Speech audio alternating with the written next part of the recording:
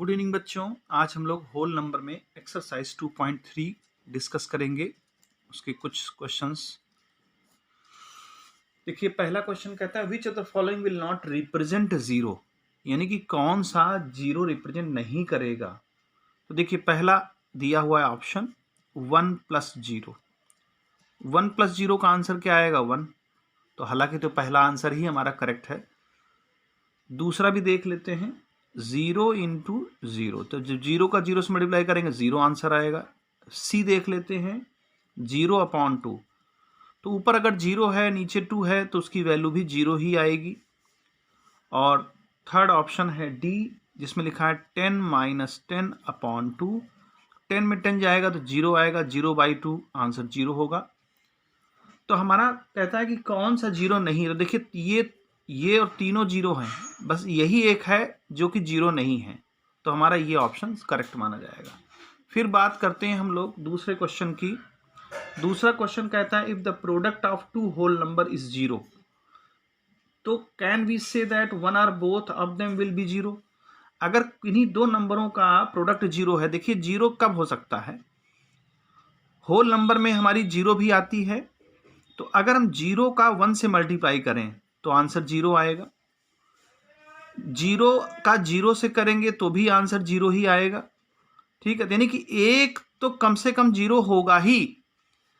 और अगर हम 1 का 1 में करेंगे तो आंसर 1 आएगा, मतलब जीरो नहीं आएगा। जीरो होने के लिए एक टर्म जीरो होना जरूरी है, तो ये तो जीरो नहीं आएगा। तो ये कहता है ना कुछ एग्जाम्पल से हम वेरीफाई करें, तो एग्जाम्पल में हम ये दे सकते हैं कि जीरो का 1 से करेंगे तो जीरो आएगा, जीरो का जीरो से करेंगे तो जीरो आएगा, है ना। 1 का जीरो से करेंगे तो भी जीरो ही आएगा। कोई भी नंबर हो, 100 है, 100 का जीरो से करेंगे तब भी जीरो ही आएगा, यानी एक जीरो होना जरूरी है। तो ये हमारा वेरीफाई हो जाता है। और अब बढ़ते हैं हम लोग थर्ड क्वेश्चन की तरफ। थर्ड क्वेश्चन क्या कहता है कि if the product of two whole number is 1, can we say that 1 or both of them will be 1। देखिए अगर किन्हीं दो नंबरों का प्रोडक्ट 1 है, तो सबसे पहले तो 1 का 1 से करेंगे तो 1 ही आएगा, यानी दोनों ही नंबर 1 होनी चाहिए, ये तो आंसर हो गया। लेकिन अगर हम ये कहें कि 1 इंटू, या यूं कहें कि जिससे 4 कहीं लिखा है, 4 का 1/4 अगर हम करेंगे तो ये आंसर 1 आएगा। क्यों? क्योंकि 4 से 4 कैंसिल हो जाएगा। लेकिन ये होल नंबर है हमारी, लेकिन ये होल नंबर नहीं है। आंसर भले ही 1 आ रहा है, लेकिन दूसरी वाली नंबर होल नंबर नहीं है और पहली वाली होल नंबर है, तो होल नंबर होना जरूरी है। तो कहता है can we say that 1 or both of them will be 1। तो जब दोनों होल नंबर है तभी वैल्यू 1 आएगी। 1 तो यहां भी आ सकता है, लेकिन ये होल नंबर हमारी नहीं है, और होल नंबर का ही यहाँ मल्टीप्लिकेशन पूछा गया है। तो आपको यही करना पड़ेगा कि हाँ दोनों जो है होल नंबर होनी जरूरी है, और जिसका एक एग्जाम्पल आपको दिया गया है। तो उम्मीद है बच्चों ये चीज़ समझ में आया होगा। और एक क्वेश्चन और बचता है आपका, क्वेश्चन नंबर 4 कहता है इसमें फाइंड द प्रोडक्ट। तो एक इसका मैं बता देता हूँ कैसे प्रोडक्ट फाइंड करेंगे प्रॉपर्टी का यूज़ करके। 7 to 8 इंटू 101, हालांकि ये पिछले चैप्टर में डिस्कस कर चुके हैं, तो वहाँ से आप देख सकते हैं, लेकिन फिर से मैं एक बार बता देता हूँ। 7 to 8 मल्टीप्लाई, अब 101 को हम लिख सकते हैं 100 + 1।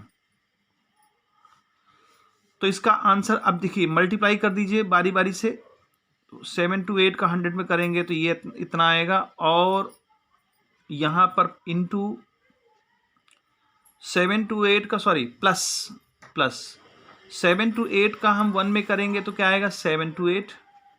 अब इसका आंसर क्या होगा 2 8, 7 से जब 8 ऐड होगा तो 15 में 5 आएगा, 1 बचेगा, और 2 का 3 हो जाएगा, इतना आ जाएगा 73528 आंसर हमारा आ जाएगा। इसी तरह से और भी क्वेश्चंस हैं, जैसे दूसरा क्वेश्चन है उसमें उसी में ही बी पार्ट में, तो उसको मैं रफली बता देता हूँ। 5437 इंटू 1001, अब 1001 को हम लोग क्या लिख सकते हैं, 1000 + 1, बस अब इसको मल्टीप्लाई कर लेंगे, हो जाएगा।